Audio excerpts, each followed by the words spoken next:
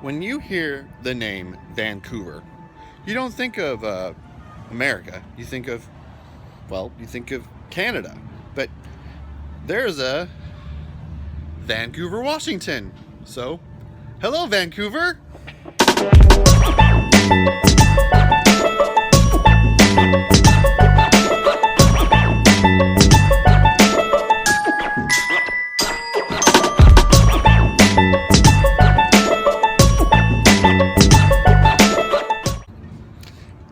So we're here in Vancouver, Washington, and this is the city that's the closest to the border with the state of Oregon. So it's literally across the river from Oregon, from Portland, Oregon to be exact. So what we're going to do today is we're going to look at the downtown Vancouver, where they have a really cool little park and one of the oldest homes in the city, and just wander around because there's also a little street market going on too.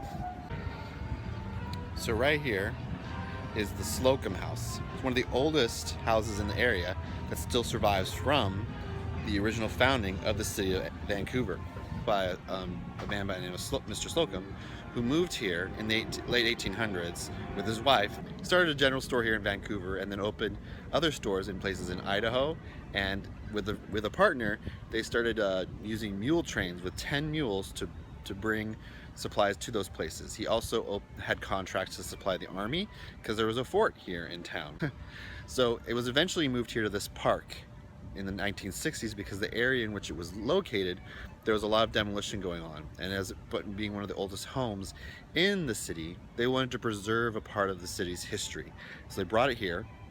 It now has a theater, a museum, an art gallery, and it's where the farmers market has their offices, which around the corner is the farmers market.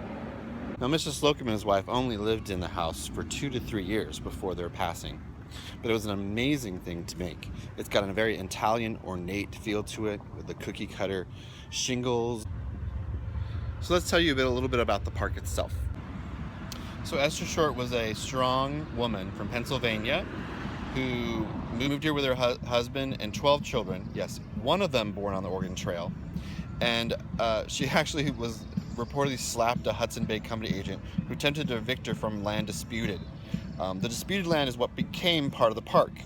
For a long time, the park was a place where livestock would feed, and they finally wanted to get rid of it. They wanted to get the livestock moved off the land and out of the area. So they made it into a park. And it was gifted by Esther Short to Clark County and the city of Vancouver. And is known as the oldest public square actually, in the state of Washington. And over time it was used, and then it became into disrepair. But then urban renewal occurred in 1960. And in that time, there was more wanting a place to go, to be with people and to hang out with people and to just have a public square. So in the 1990s, here we are in Popstruck Square. This square was built by the owner of Burgerville as a way to commemorate the park. It helped replenish the park, make it look really cool. And he built this, what they call a glockenspiel bell tower that has all the cool fish running around it and jumping through it and on it, and has water running down it. I think something's supposed to happen in this here, but it's not working today, so I wasn't able to film it. Oh well. But it's still a wonderful addition to the park. It brings like an entryway into the park that's inviting and fun and whimsical.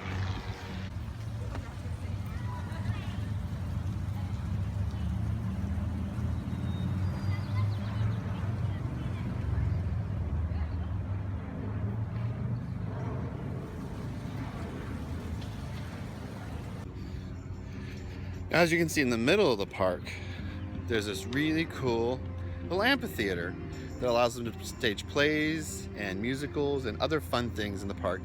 As you can hear, there's music in the background from Buskers playing as well. So it's a really great place. Some other wonderful things about this park is how they bring you in. They draw you in to want to stay. They have some benches everywhere, and even there's some statues on the benches that make it seem like a comfortable, loving, and inviting place. Like this older gentleman and the young girl sharing flowers. And of course, you cannot forget a fun farmer's market. Here's a little glimpse of it. It's a great little market that's bringing the community together to share local, fresh ingredients, to eat, to mingle, to see their neighbors, and just have fun. And of course, there's Buskers, as I said earlier. Here's a band right now. Really great young band. They're called Saxhouse. 3 young people who are playing instruments and really sharing their love of music. I love the drummer too. His percussion work is amazing. So that is Esther Shore Park and the Slocum House in downtown Vancouver.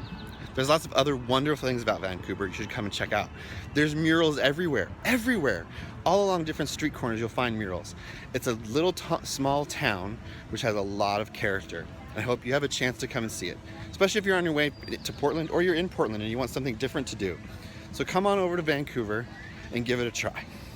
Have a good day.